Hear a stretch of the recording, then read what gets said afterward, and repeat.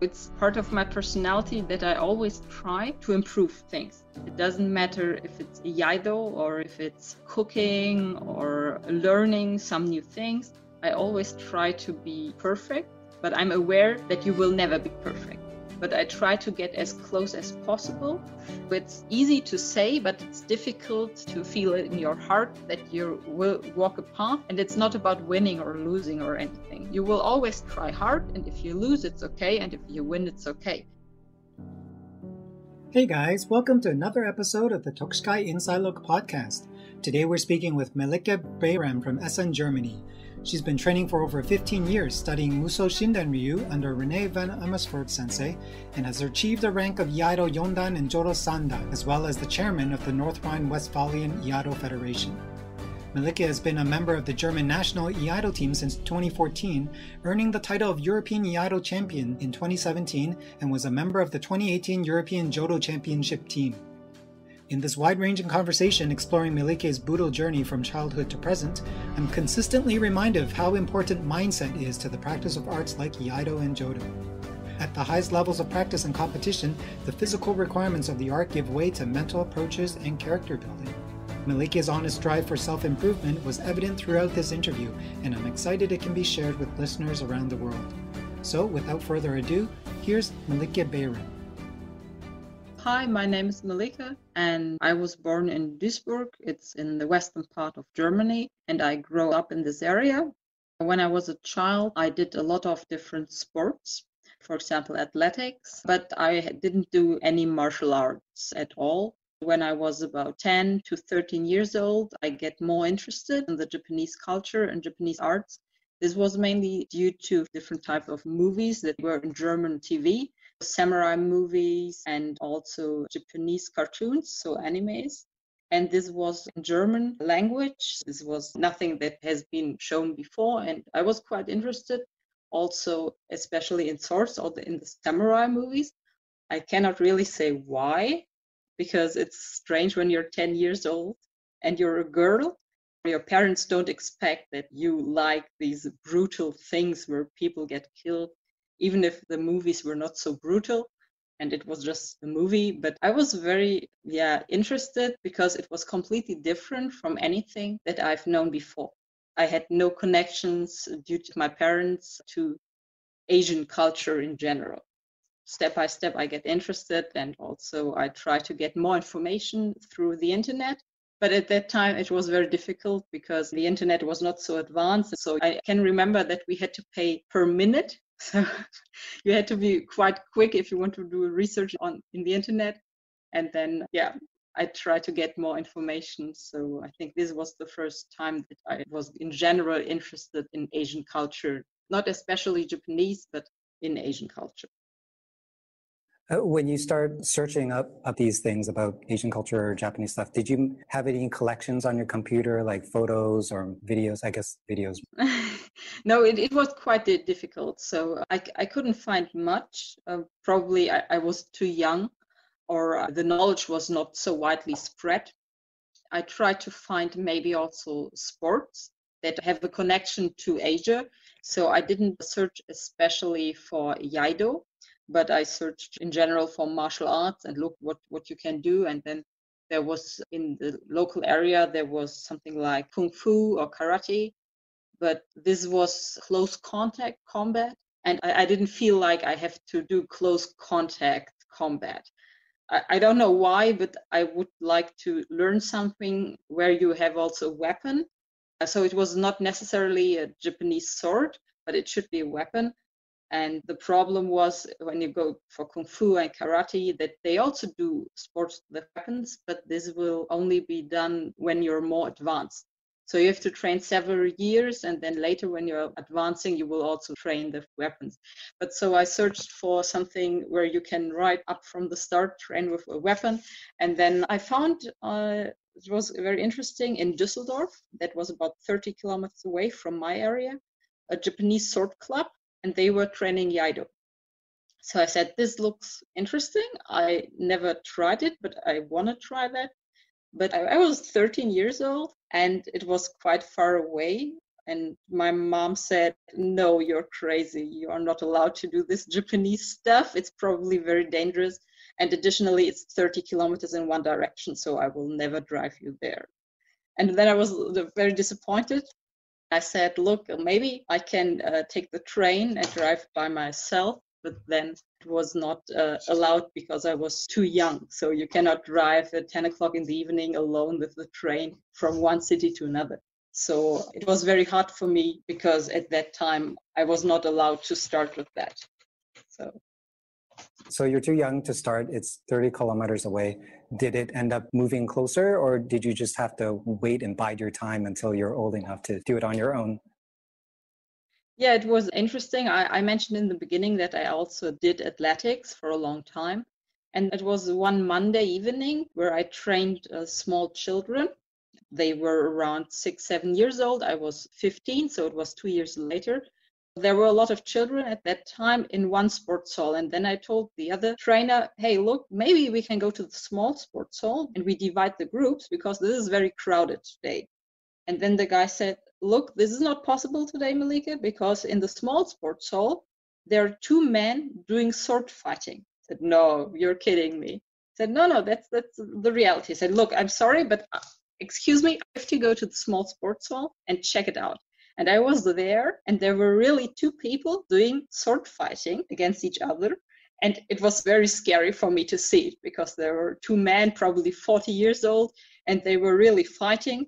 It was the bamboo shinai, so I didn't know that at that time, but I was very frightened. I said, wow, but at the same time, I thought that is really, really cool because I want to do that too. Maybe there's a possibility to talk to that man that I also start with that because this sports hall is only 500 meters away from my current house. So that would be ideal.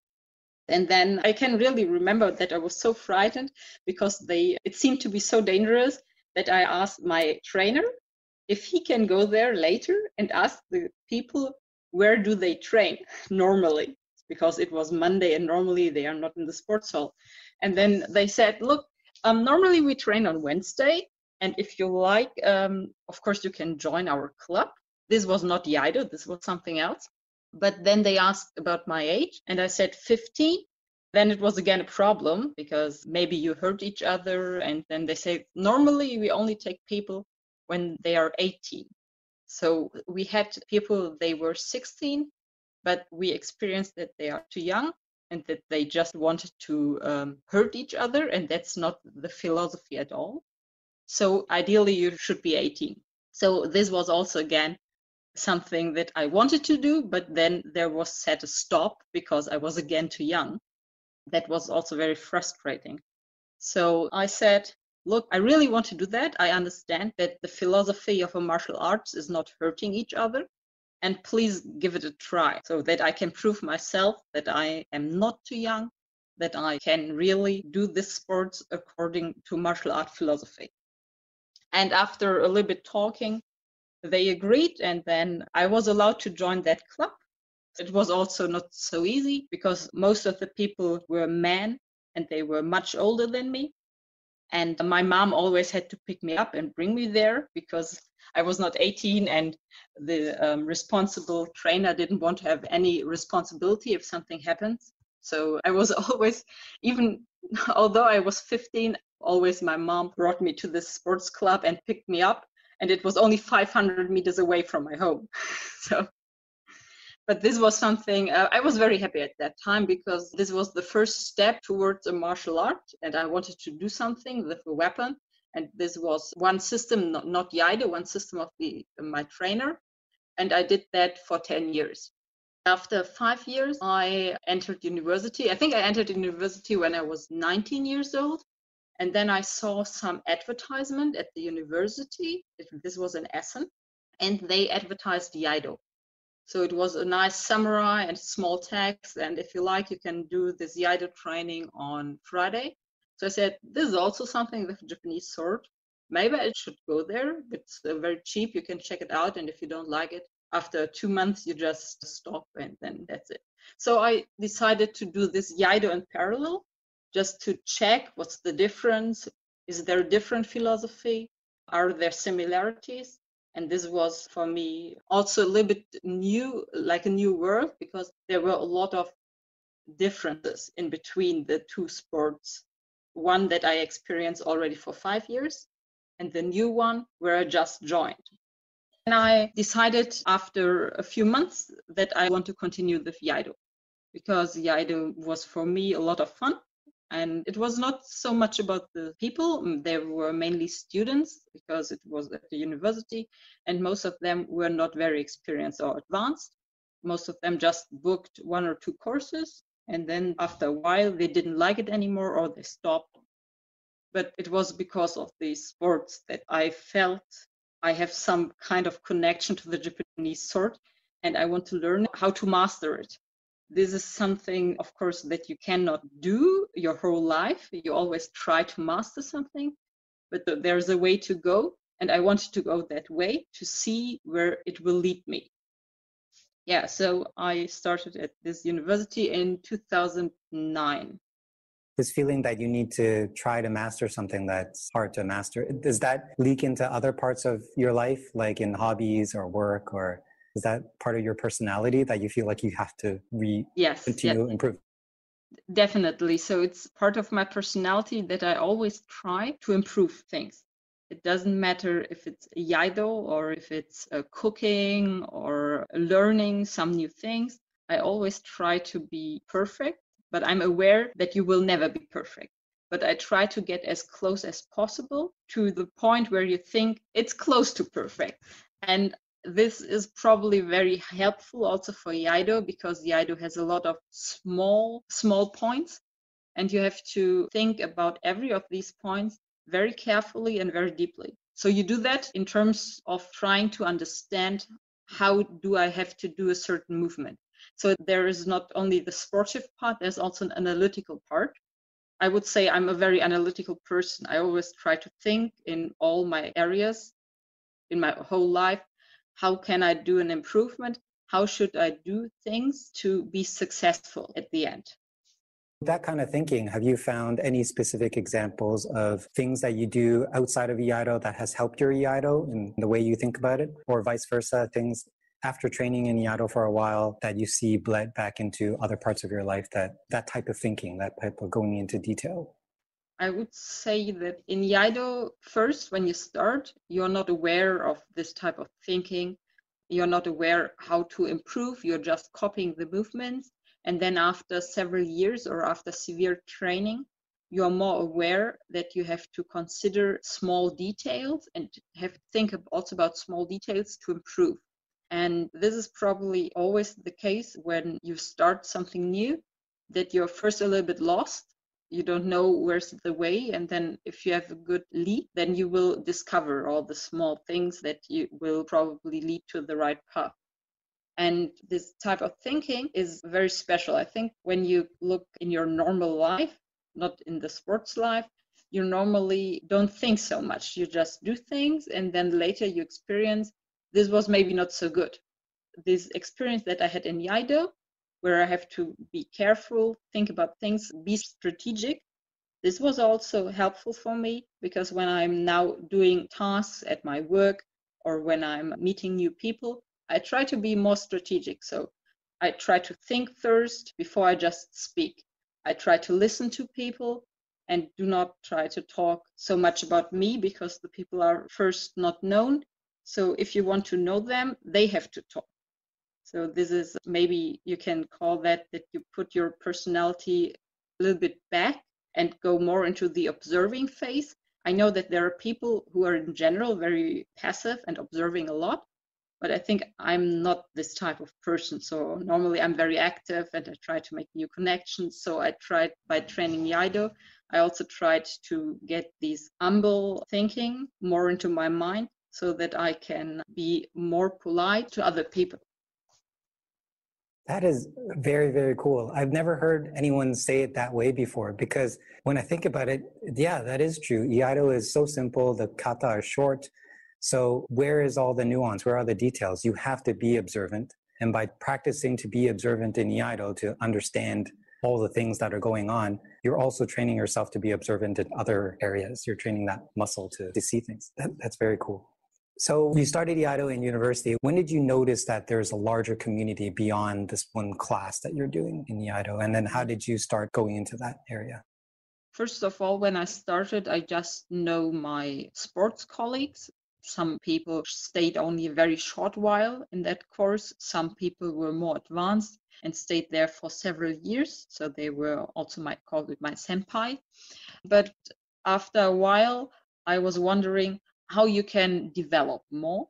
So this was probably after 1 to 2 years, not immediately during the beginning. I asked my trainer, how can I advance? Well, what are the possibilities? Are there any exams? Can we get any grades? And then he said, yes, there are possibilities of seminars. And if you like, you have to pay, of course, for that seminar. It's normally during the weekend for 2 days. There are also possibilities to take exams. So that sounds interesting. So I was aware that there are seminars, and yeah, maybe 1.5 years after I started, I visited my first seminar, and this was also directly in Essen. So it was a short way, and the teacher at that time was Rene van Amersfoort Sensei, and he gave the seminar, and he was 7th Dan. The teacher in the club, he was 3rd Dan, and I was just a beginner. And this was my first seminar, and I didn't expect too much. Probably I didn't make up my mind, what is a seminar? Okay, for me it was just, you go there, you will meet probably other people, and then you hopefully learn something. And it was very interesting because it's the first time you see somebody who is higher and can do Iaido better because they have more experience. You also experience different teaching methods, because you have always, probably when you're in a club, a certain routine. And when you change the teacher for a seminar, they have another routine. So you break up your old habits and start to experience new exercises suddenly. Although you said Iaido is very simple, the kata are very short. From the outside, yes, as in a beginner's mind, definitely. Because when you learn kata 1 to 12, that's the Z and KR katas, then you think after a while, what else should I learn? I already did 1 to 12. So why should I continue the Iaido? What's the sense behind that? And then you experience sometimes by visiting a seminar that there's so much more to discover because the teacher shows you what you can discover. So you cannot see that by yourself, I think, in general. You always have to have a good teacher who shows you where to go and what to discover. So I realized there is a community, and that the teacher was Dutch. So it was a little bit not only German people, but so there was one people from the Netherlands, he was the teacher, but the rest, they were only German people. And I experienced also that the people drove many, many kilometers to attend the seminar. And this was surprising for me because I thought, okay, where are you from? You're from Braunschweig. That's more than 300 kilometers. So you're going on Saturday morning, you sit in your car, and then you're driving 350 kilometers to seminar. And on Sunday evening, you're driving back. That's interesting. So that you're taking so much effort just to participate at a seminar. So why do you do that? And these were questions in my mind at that time. And now I'm doing it the same way. So probably from a beginner's mind, this looks very strange. Does it make sense? If you want to train, you can do it in your dojo. Why do you drive somewhere? Why do you drive several hours? But the quality of teaching you experience during a seminar, plus the time, because there are many, many hours where you can develop, much more hours than in a regular training, are definitely worth to do it if you want to develop. And of course, if you have fun doing that. That's the most important point, that you want to do that. So that was your first seminar. What were the steps that brought you to eventually getting onto the national team? Because that's a pretty big jump. Yes. So this was the first seminar. Then I also did my first examination, also in my hometown, Essen. And then there was a certain period where I was still at the university, and a girl joined our Iaido club in Essen. But she was not a beginner. Well, she was, because she was only Shoda. But in my eyes, she was already advanced because I was Muda. And she trained in a club close to Frankfurt. So she was from Frankfurt, then she moved for her master studies to Essen, and she wanted to continue Iaido, and then she saw that it's possible at the university, so she joined the club, and we became friends. And she told me that there are also championships, because at that time our current trainer was not into this championship. Said there is a championship. Yes, it's a German championship, and you can join. But I was very surprised because from the time where I did athletics, it's not easy to join any German championships. You have to have certain qualifications, and then if you fulfill these requirements, you're allowed to join. So for example, you have to run that fast, you have to jump that high, and so on. So I was thinking that there was a barrier, and first you have to fulfill the qualification before you join, but this was not the case. And then she said, if you want, I can tell you a little bit more about this competition thing. And the next German championships is in Frankfurt area. So I said, wow, that's the area where you're living. Yes, that's true. And then she invited me that I stay in her parents' house and join these German championships. They are also for free, just to get an experience. And then I joined the German championships the first time to get the experience. And surprisingly, I got a medal. So it was not expected at all. And then I was third place. I said, wow, that's interesting. I didn't train hard and I just did it for fun. I was not aware how this is working. And now I won a medal. In general, Iaido is fun for me and I like it a lot. Maybe I should put a little bit more effort in, then I could be even developing more and quicker. So I thought after this success of the medal that I should take it more seriously. This was also a good time because I just finished my studies at the university. During my studies, I was very, very busy, and it's more important in my point of view that you're doing your studies well and not stopping them because you're doing sports. So because if you do the sports, it's for fun. You cannot live the giving courses. So at that time, I finished my studies and then my master thesis. And then I also had more time to concentrate more on Iaido. So I decided to do so, to use the time I gained now and to concentrate on Iaido. And this was the beginning. For me, it was one aim that I will just join once the German team for the European Championships. And at that time, it was if you're first or second, then you will be selected for the German team. First or second at the German Championships, then you will be selected for the German national team. So I said, I just want to be selected. And it was also cool because you get a jacket where there's a German flag and your name, and you get a bag with your name on. So everybody can see that you're on that team. But for me, just a goal, because at my first German championships, I was third. Maybe it's realistic that I can become second or first if I train more. So I just started with that. And then 1 year later, 2 years later, I cannot remember, I really became second, I think. And then I was selected for the team. And I was very happy because that was everything I wanted to achieve. I didn't have any further goals. That's it. And then it developed that suddenly I was selected every year. So this was never my aim, never. But yeah, because I trained more, I think my Iaido improved. And I continued to go to competitions in general. So I was selected because I think I just trained more. When you finished your studies, did you continue training at the university or did you transition to a different club? Yes, when I finished my studies, I stayed at the university sports club because I stayed in the same city because I continued to do my PhD there. So I didn't change the club. It must have been really impactful for you to be invited to go to Frankfurt and actually stay at someone's house and be able to participate for free. It's like, that seems like a very generous invitation into the community.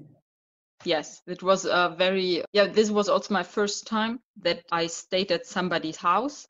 And it was not at her house, it was at her parents' house because she was also a student.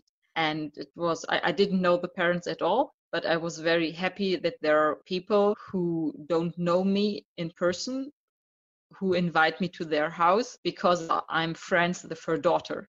So it was very nice. So also very nice experience. It's a very nice family.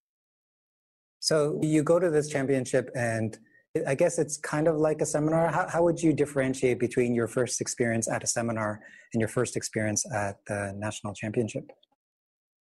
The first experience in a seminar was general, very overwhelming. There were so many new things that I didn't expect, so many new people.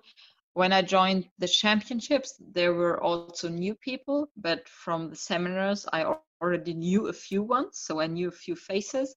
And I was happy to see the people again, even if you do not know them so well, because you don't see them every week. They recognize you, you recognize them. And it was a very friendly atmosphere. I was not too focused on the championships. This was my personal view that I'm just going there and having fun and experiences for the first time. There were also other people who took it more seriously, but in general, it was a very friendly atmosphere. And I didn't expect that if there is a serious competition, that the people are still open and friendly.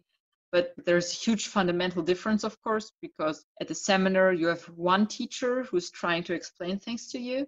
And at these championships, you have to work for yourself because you have to, how do you say it? You're going there and you don't have somebody who's holding your hand. You know when you have to go there for the competition, for your match. And then the people are just there and concentrating during the competition on their own performance. And even there were also high grades, but the high grades were assisting mainly their students. Unlike in a seminar, the high grades are assisting everybody. And I was very lucky because I was friends with the girl who changed from her club to the Essen club. And when she came back for the championships, there were also some high grades. And I was very lucky because they immediately took me as part of their group. They also took care of me, although they didn't know me. And they said, okay, you're belonging now to our club, although I was starting for Essen. And then they saying, look, you have to do that, you have to do that. So this was also very friendly, in general, very generous. I can imagine it being very attractive to anyone to fit in and to feel like you're part of it when it's your first time. So let's move on to the European Championships. It's moved around to different countries. There are a lot of other participants from different countries. Maybe you can talk about the different experience you've had. Like, what are the European Championships like from country to country to country? What are some of the things you notice from the different people that come participate at it from all across Europe? After I was selected to be part of the German National Team and going for the Iaido European Championships, I, of course, asked the more experienced German Iaido, how is that? How will it be with the other people? How will it be in another country? Do you know all the other Iaidoka? And so I heard a lot of stories. This was also important for me to get an image, how it will be. But on the other hand, it's very important after you hear all these stories that you go there and you just check yourself. How do you think it is? Do you have the same impressions? Do you have the same feelings to the people? And so I heard a lot of rumors, and then I was there and I realized that it was 2014 in Finland. Yeah. First time also for me to fly to Finland. I realized that there are so many unbelievable good Iaidokas in Europe. I was able to be second at the German championships, but I was not able at all to compete from the performance level with all these Iaidokas that came across Europe. It was unbelievable for me to see that there in my grade, I was Nidan, so many advanced people who can be maybe even better. Because before you always you just know your club, then you know maybe your club plus some of the other clubs in a closer area. Then I knew people from Frankfurt, from Braunschweig, and suddenly you know people from all over the world, and you see this incredible performance. And then you ask yourself, because I'm not taking it so seriously, for example, I'm not training every day. Okay, you're part of the team, but you have also a normal life. So you don't train in the morning, during lunchtime, in the evening. And they were so good that I asked myself, are they training every day for several hours? How do they do that? And then later, during the fights, you do not have so much contact because I was new, I didn't know the people. And if you don't talk to the people, what you're normally not doing if you don't know them, because there's competition and it's a serious one, so the people have to prepare themselves, then you cannot really get an impression how they are, how are mentalities from other countries. So then after a while, when the competition was finished, there was always the sayonara party, where you have a big party with all the nations and you can dance and talk to people. And then I started to talk to people. And I realized that most of them are very friendly and also very open. So even if they're very good Iaidoka, you don't sense any negative, they don't behave like they're something better than you. So maybe they are, but it doesn't matter, because a sayonara party, you want to know the person behind the face. You do not judge somebody by their skills in doing Iaido. And this was also interesting that you see that this sports Iaido is giving a certain, say, education to people, that they are still staying humble. Of course, there are many individuals who may develop something else, but for themselves. But I experience that many people are still focused on their, that they are, that you call them, it sounds a little bit stupid, that they are like a normal human being. They're not a god, or they don't think there is something better than other people because maybe they won a medal at the European Championships or beat you in a competition. Well, you definitely don't have that vibe after becoming a champion yourself. So maybe you could talk about that. Like, what did you do to, if you couldn't even make it past in these early stages, how did you eventually become a European champion? Yeah, during my first competitions, I was I don't know if I was very bad, but at least I didn't win. I was not as good as the others, because the referees decided at that point that they will be able to continue in the competition, and that for me, that's it, I'm out. Then you have these feelings, these human being feelings, that you think, I trained maybe hard, I tried to be serious, but I was not good enough. How can I improve? Then you doubt yourself. And then after a while, you also have these feelings that you're maybe disappointed, because when it happens once, it's okay, but it happened to me several times that I couldn't win anything on the European base. And then I was disappointed. I said, I trained hard. Well, what else should I do? But then after you get all these feelings, you have to think again about yourself and say, stop. These are feelings that are normal. But this is not the essence of Iaido. It's not about winning or losing. It's not about being happy because you beat somebody in a competition. It's just about continuously improving your skills. So going the path. And then I changed my mentality. I changed my mind and said, look, I have to concentrate more on improving myself, improving my Iaido skills, improving my character. It's not so important if I win a competition or if I lose a competition. But you really have to, first you say this to yourself, but you really have to feel it. So it's easy to say, but it's difficult to feel it in your heart that you will walk a path. And it's not about winning or losing or anything. You will always try hard. And if you lose, it's okay. And if you win, it's okay. So you don't have any very exaggerated emotions because you lose or you win. You shouldn't have anger, or you shouldn't be very happy. You can be, because you're a human being, you can be a little bit angry, you can be a little bit happy, but then you shouldn't show that too much to the outside. You should reflect yourself more. So after I experienced many, many losses in Taikai, I really was sure that I have to change this mind. And I think I was probably successful by doing that.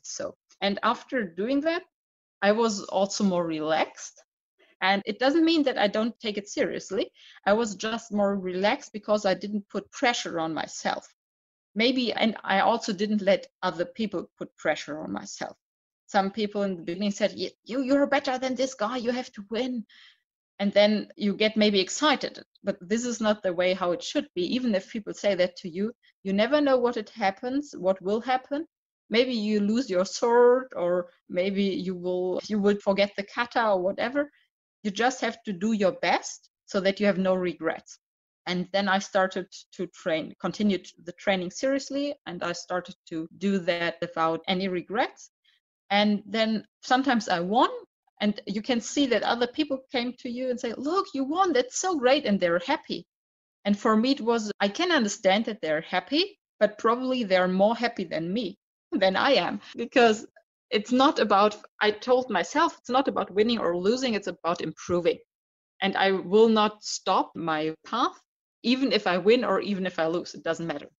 And then in 2017, I won every match, and then I was in the European Championships final for Sandan category. And then I can remember I was a little bit, how do you call it? I was a little bit excited because it's the final. And maybe I can become European champion, maybe, but I have to win that final. But of course, you cannot predict if you win or lose, because the other guy, he was from Poland, and he's also very, very good. And you cannot look into the future, how it will go.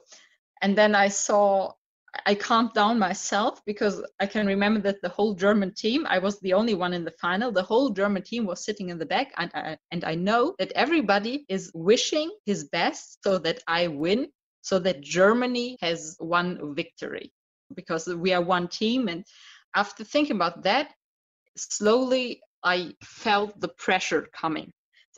And this was not good, I said, because doesn't matter. So of course I want to win. So we're all human beings. And if you ask somebody, do you want to win or do you want to lose? Normally everybody wants to win. I said, okay, I have to have less emotions.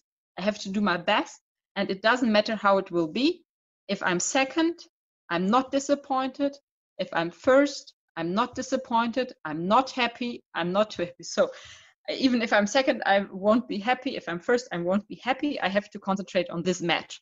So I concentrated on the match, and then I won 2-1.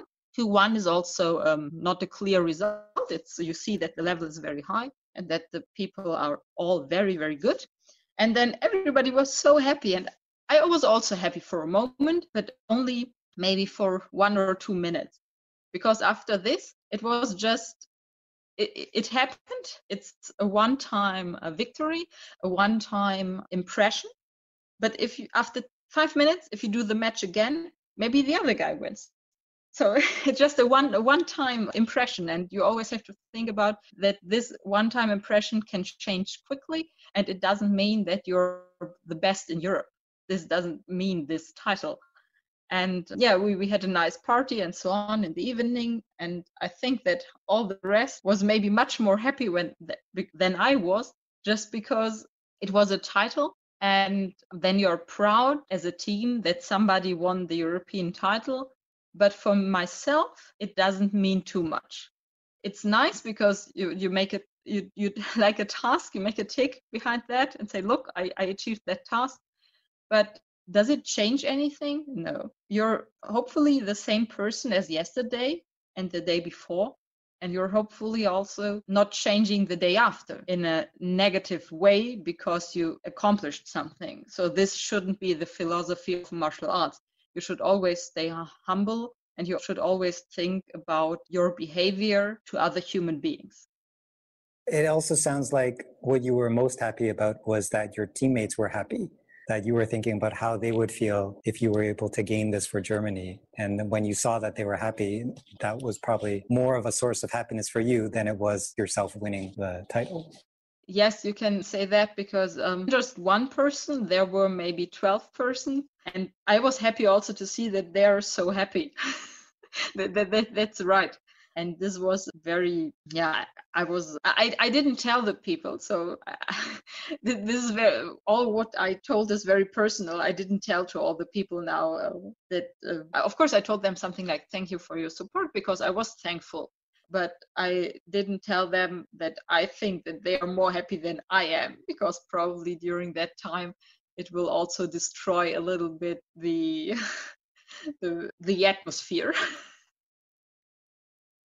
I could totally agree with how they were feeling. So that was 2017, and we've been talking about Iaido a lot, but I see that you're also part of the Jodo team that won a championship the following year. Could you briefly talk about how did that end up happening? How did you end up getting into Jodo, being part of the team, and then having that success? In 2014, I started to train Jodo. So in 2009, when I was starting Iaido, I was not aware that there's a martial art called Jodo, because in Germany, this is even less popular than Iaido. So only 100 people are doing that. So it's not well known. I was lucky because of my 5 years Iaido experience. I learned how to move the body. So it was for me easier to cope with stick, with the Jo, because I was not total beginner in martial arts. And then because I had this Iaido experience and also the Taikai experience, I decided I will just also try that for Jodo. And because we are less people, it was also very easy to get in this team. And I had this knowledge about the European Championships. So I just decided I also want to try that for Jodo, because I like it a lot. I like the sports a lot. And if there are possibilities to train on seminars or on championships, and also Taikai is training, because you're showing your skills under pressure, then I want to take that opportunity to improve myself. And then I was always the beginner, and I was in the team with more experienced people. And I think in 2018, we were Team European Championship. The year before, we were Vice European Championship, 2018 Team European Championship. And I just grow into that. So it was not a certain objective to be again in a team or win some medals. I just continued the sports. I just continued to try to improve. And this was finally the result of that. Okay, so we're approaching the end of the time. Do you have a few more minutes to talk? Yes. Okay, thank you. So it's been about 10 years since you got into Iaido. How have you noticed the art and the community change in Germany over those 10 years? And then where do you see it going? What's the trajectory for Iaido in Germany? I can remember that 10 years ago, the highest grade was Godan, and it was very rarely seen that there are people above that grade. And then rumors spread around that if you're fifth dan, you nearly mastered Iaido. And as a European, it's nearly not possible to become sixth or seventh dan. So this was the image in Germany that I got. And there were a lot of very experienced fifth dans. And then I can also remember that there were much less seminars a year, only 3 to 4 seminars a year in Germany, and that's it. And over the years, I knew more people, and especially outside of Germany, there were also people who had rank higher than fifth dan, so they were sixth dan or seventh dan. And then I realized that it's possible somehow to become a higher grade. And in the next years, you also saw younger people who took the challenge to the sixth dan, and they are already, after a few tries, they also passed this challenge. So in Germany, the quality of Iaido is improving constantly, and the people who were fifth dan 10 years ago are sometimes today also fifth dan. So I don't want to say that they didn't progress, but they just didn't took the next challenge for the sixth dan. But some other people did, and therefore the Iaido is improving, because also the teachers are improving by taking higher grade challenges and are judged by, of course, 8th or 7th dan advanced Iaidoka. So I see a very positive trend for Germany. And we also recently got somebody who is now 7th dan. We had a woman. She was 7th dan for many, many years. She is still 7th dan. And now we have a second 7th dan in Germany. 10 years ago, nobody would think about this possibility that this is really going to happen. And we also have now many, many 6th dans. And if you are 5th dan, there was a transition from 10 years ago where you were a high grade teacher, now as a 5th dan to high grade student. So maybe you're a teacher in your own club, but on seminars, there are now higher grades. So as a 5th dan, you're also considered as a student. Of course, when you're 6th and 7th, then you're always a student, because there's always somebody higher than you. But if there's a German seminar without any Japanese people, you may be the highest one with the 6th dan. So the last question, COVID has caused a lot of us to not be able to see others in the community, whether in our dojo or at international championships. So because this podcast is mainly focused on spreading more of that international feel, that people from a lot of different countries all feel the same thing towards the art and have the same passion. What are some of the relationships you've developed over the years going to European championships, seeing more people internationally? Who are some of the people that you want to see when COVID is over and you're able to travel again? If we are allowed to travel again, and maybe if in the next year there will be also championships again, European championships, then I would really love to see many of the people from many different countries, especially all my friends from the Netherlands and Belgium. I'm in close contact with them because Germany and the Netherlands and Belgium, they also share one border. It's not so far away. You can go there by car. So I really would like to train also again with them, not only see and talk, but also during training, you share a lot of different experiences with each other. I also would like to see the people from Italy again, or from Hungary, from Finland, from Sweden. So I wouldn't say that there are specific countries where I do not want to see the people again. So in general, I have, over the last years, I made friends in a lot of different European countries, and I really would love to see them again soon, if this is possible. That's great. Thank you so much for all of this. Do you have anything else that you might want to say? If you heard some of the episodes, you know that there's going to be people from different countries, people that don't know you, people that don't know Germany or Europe. Is there anything that maybe you would like to share with other people around the world in terms of the Iaido community? That's a difficult question. In terms of what do you want to what I want to share about Germany is that if there is a prejudice that all the German people are drinking beer and wearing leather trousers, that's not true. That's only in Bavaria, and also not all Bavarian people are doing that. So, for example, I also don't like beer at all. I'm a German girl who really hates it because I don't like the taste. So I would say you're always welcome in any German club to learn Iaido. And I think the people are quite open-minded and open-hearted.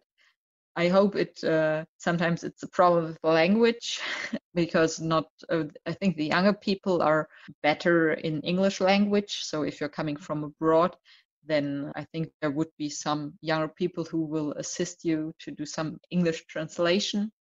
And I would recommend, if you have the time and the opportunity, to come here by yourself to see what type of country it is, what type of people are. And in every country, there are, of course, people who are more open-minded and also people who are less open-minded.